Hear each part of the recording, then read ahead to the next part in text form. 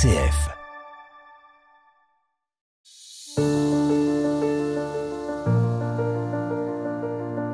Moi, je ne savais pas trop ce que c'était qu'une guerre, finalement, vous savez. Mais nos parents savaient. Ça mitraillait tous les jours, ça bombardait, alors. Je me rappelle surtout des avions, le bruit des avions. Et ça, ce bruit-là, je l'ai encore dans les oreilles. Le 6 juin, à 5 heures du matin, on est réveillé par un grondement sourd. Notre père nous a dit, c'est le débarquement. Nous sommes libérés. Nous sommes plus sur le joug des Allemands. Dans ce podcast RCF Les enfants du jour J, nous donnons la parole aux derniers témoins normands.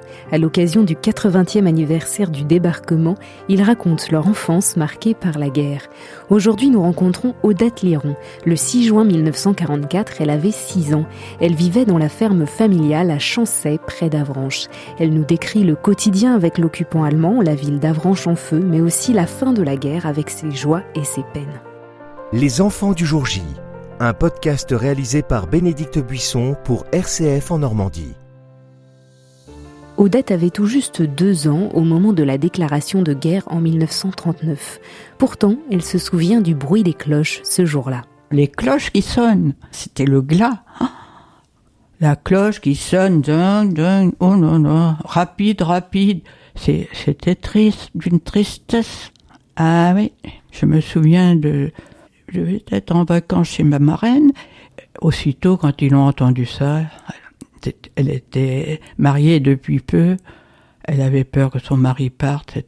C'était dramatique. Je me rappelle de ça. Ils se sont serrés dans les bras ce jour-là, comme si ça avait été la dernière fois. Tellement ils avaient peur. Oui, je m'en souviens très bien. Ça montre bien que les enfants ressentent tout. C'était l'angoisse dans la famille. Quand on entend le glas sonner, tout le monde était triste. La guerre est déclarée. Ça, je m'en souviens comme si c'était hier. Ça m'a marqué toute mon enfance. Absolument. Ah oui. Oui, ça. J'entends encore les cloches sonner. Et puis, les parents en parlaient. Ben ça y est, c'est la guerre. C'est affreux.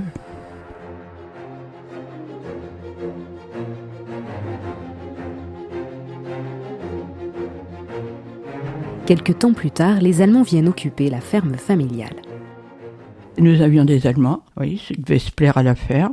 Et en plus, pendant 1 semaine, nous avons eu des gradés. Alors là, il a accaparé une chambre à grains, 20 matelas par terre, et ça, je m'en souviens très bien. Il dit, on ne touche pas la chambre des enfants. Et alors, il a accaparé la pièce commune. Hein. Ils étaient attablés. Nous, on mangeait sur le petit coin du fourneau, le temps de ça.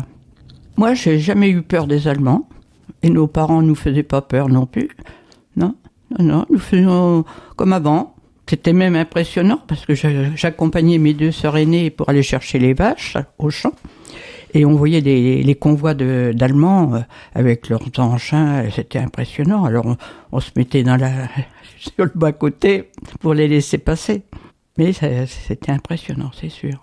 Et oui, ils occupaient leur tente, nous, ils nous dérangeaient pas trop. La nuit, parfois, ils frappaient à la porte. Alors, papa, il se levait pour aller voir ce qu'ils avaient besoin.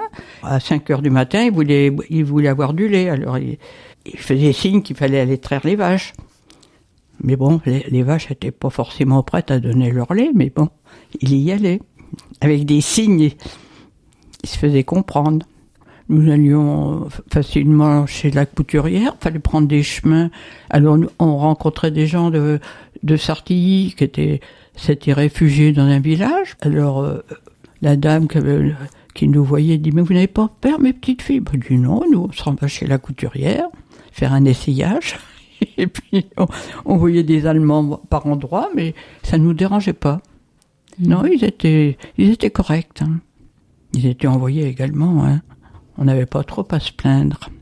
Dans ma famille, on n'avait rien à leur reprocher apparemment. On s'en méfiait quand même, mais je sais que papa avait été mis en joue par 2 fois, mais c'était pour obtenir quelque chose. Alors il leur donnait naturellement. On réquisitionnait des chevaux, par exemple. Alors le maire, il disait, bon, chez mes parents, il y avait des chevaux, alors ils sont venus chercher un beau cheval. Ah ça faisait mal quand même.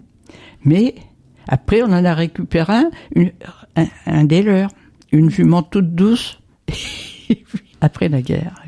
Nous, on était préservés. Nos parents nous faisaient pas peur. Ils ne disaient jamais de mal des Allemands, mais leur regard suffisait. Quand un gradé là, me tendait la main pour jouer avec moi, comme ça, c'est le regard de maman, elle était inquiète. Alors on disait, c'est pas sérieux, ça. Faut se méfier. Nous, dans la ferme, il y avait des Allemands plein la cour. Ils s'étaient installés sous les pommiers avec leur petite tente. Alors là, ils s'étaient bien planqués. Et il y en avait un qui surveillait, donc il était derrière un tas de fagots de bois. Et dès qu'il entendait un avion, il donnait un coup de sifflet. Donc tout le monde se camouflait. Et nous en faisions autant. On rentrait vite dans la maison. Ce sont les Américains qui m'ont fait le plus peur. Parce qu'un jour, nous allions chercher les vaches, encore une fois. Ils rasaient le sol, ils passaient, ils repassaient.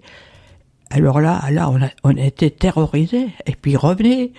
Alors dès qu'on a pu trouver un abri, une petite cabane, on s'est réfugié dans la cabane. Et on n'osait plus sortir. Hein, parce que c'était les avions, ils faisaient que de passer. Hein. Et puis au bout d'un moment, papa est venu nous chercher. On a reconnu les pas de ses sabots. On dit, on est sauvés, papa arrive. Et il a sorti son mouchoir pour faire voir aux Américains que nous étions pas des Allemands. Et c'est comme ça que ça s'est passé.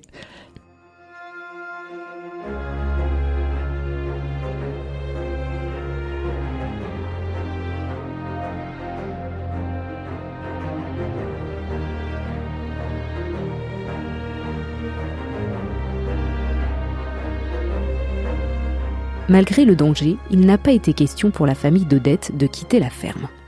On nous le conseillait, parce nous étions près d'un carrefour.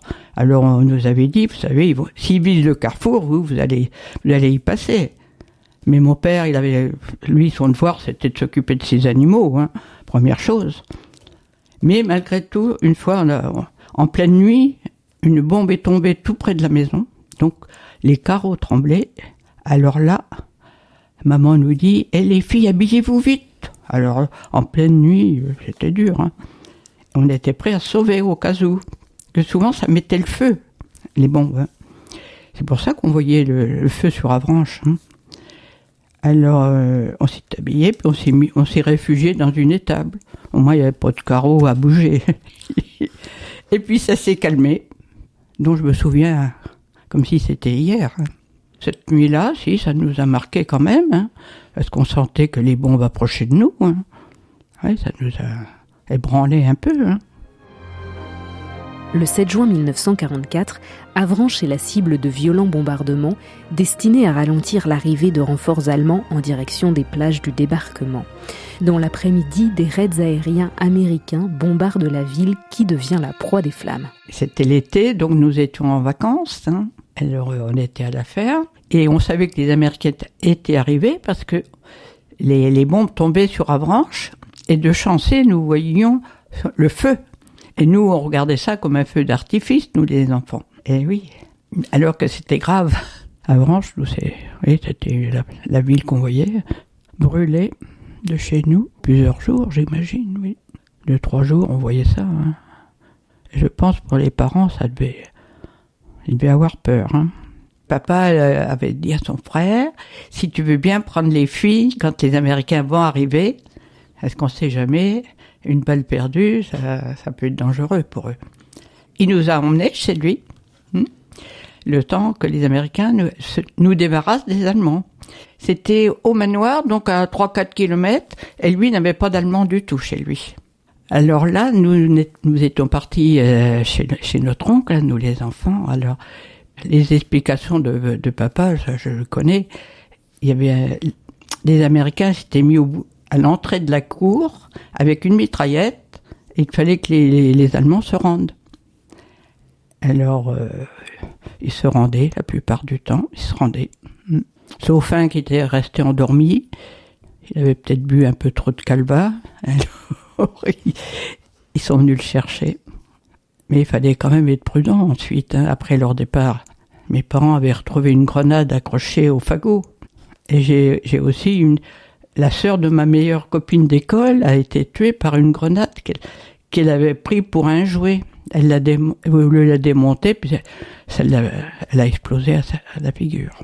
Quand les Amelans étaient partis, eh bien, notre commis, qui était le Parisien, il disait à son patron, c'est-à-dire, Victor, vous savez, demain matin, il faudra se lever tôt, parce qu'à 5 heures, vous allez voir tous les pillards qui vont arriver. Hein. Les Allemands sont partis, vous allez voir les gens qui vont venir récupérer tout ce que les Allemands ont laissé. Oui, c'est comme ça que ça se passait. Mais moi, j'ai pas été témoin de ça, mais ça s'est passé exactement comme ça. Mais après la guerre, les gens manquaient de beaucoup de choses. Hein. Et alors, les Allemands ont laissé des boîtes de conserve. Moi-même, j'ai appris à taper à la machine avec une machine allemande. Ils laissaient tout sur place. Alors, il y avait des conserves, il y avait des choses qu'ils n'avaient plus besoin. Ils se sont livrés, les mains en l'air, et puis ils ont tout laissé sur place. C'est vrai que leur conserve de pâté est excellent. Je m'en souviens encore. Qu'est-ce que ça sentait bon. Ça, c'est des bons souvenirs. Les bons souvenirs des Américains, ils nous donnaient des chewing-gums, des bonbons, des choses comme ça. Surtout les chewing-gums et les chocolats. Ils nous distribuaient des friandises. Une chose, les Américains, ils mangeaient des carottes crues, alors nous, on connaissait pas ça à l'époque. Ils disaient, mais ils mangent une carotte crue. C'est amusant, hein, les souvenirs. Je pense que c'était des Américains qui nous ont emmenés sous leur tente, et puis, alors on se demandait qu'est-ce qu'on allait voir sous la tente, et bien ils nous avaient joué de la guitare. Alors là, on était émerveillés, parce qu'on connaissait même pas ce que c'était qu'une guitare.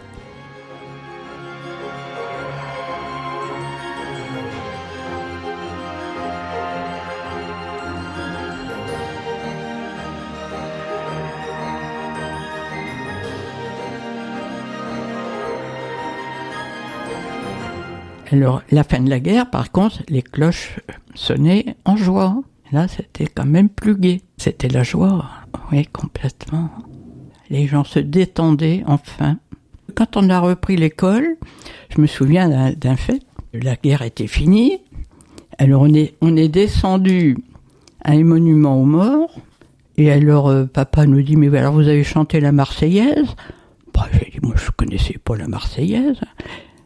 Alors, une chose qui est aussi le retour des prisonniers. Alors ça, je me souviens, il y avait la cuisinière de l'école Sainte-Thérèse. La cuisinière, elle attendait son mari. Alors les religieuses avaient fait tout un parterre de fleurs pour accueillir son mari qui devait rentrer. Ouais, manque de chance, il n'est pas rentré ce jour-là. Il est rentré que le lendemain. C'était dur, hein. Puis ils sont rentrés dans un dernier des états, hein, amaigris, complètement changés, hein. 5 ans prisonniers, hein. Alors là, on entendait toutes sortes de choses. Dans un village, il y avait un prisonnier qui rentrait, et donc sa femme, de le temps de ça, elle avait eu un enfant, par exemple. Alors un voisin lui dit, tu vas trouver de la famille. Et alors on a toujours admiré cet homme-là, qui a élevé cet enfant, d'un Allemand, on imagine. Beaucoup de femmes avaient été violées. Hein. Mais les gens, ils sont mis au travail, hein. Il y avait tellement de choses, la reconstruction, il y avait du travail, pour essayer d'oublier en plus.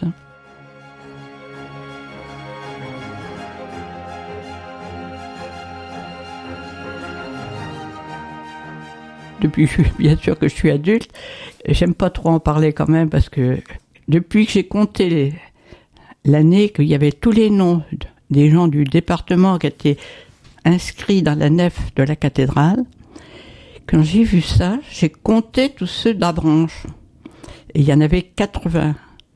Alors là, je suis partie à pleurer parce que je me suis dit, j'ai quand même été témoin de leur mort. J'ai vu le feu sur Avranches et j'ai vécu ça. Oui, ça m'a marqué, ça. Je me disais, ma belle-mère, est-ce que ça va s'arrêter, ces guerres?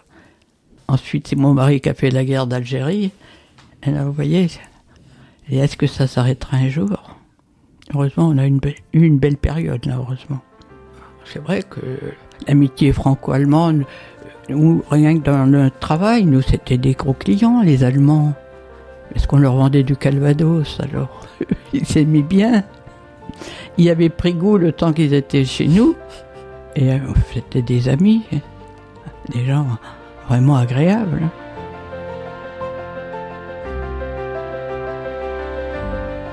Les enfants du jour J, un podcast RCF qui donne à entendre les derniers témoins du débarquement.